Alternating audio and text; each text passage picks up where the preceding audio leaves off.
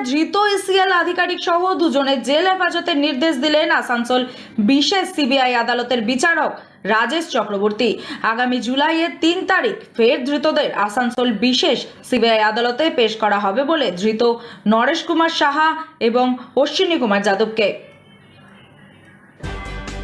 কয়লা পাচার মামলায় ধৃত ইসিএল আধিকারিক সহ দুইজনের জেল হেফাজতের নির্দেশ দিল আসানসোল বিশেষ সিবিআই আদালতের বিচারক রাজেশ চক্রবর্তী।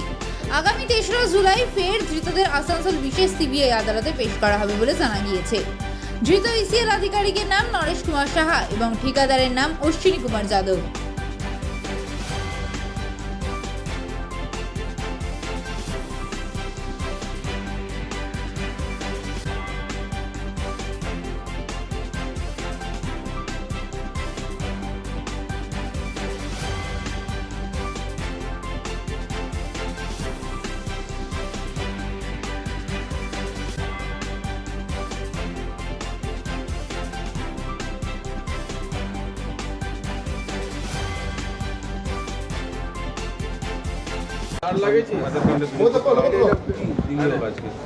আজকে সিবিআই ফার্দার পিসি চাইনি, সিবিআই 14 দিনের জেসি চেয়েছিল।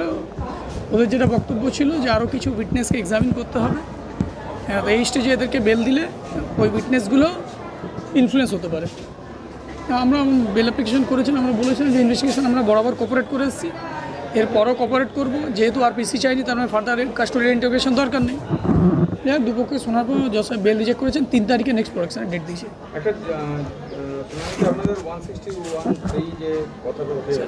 কোর্টের ইন্টারপ্রিটেশন কিছু কোশ্চেন করেছিল লিগ্যাল প্রভিশন নিয়ে সিবিআইকে, সিবিআই নিজের মতো করে সেটার আনসার দিয়েছে। সেটা আপনাদের ব্যাখ্যা হবে।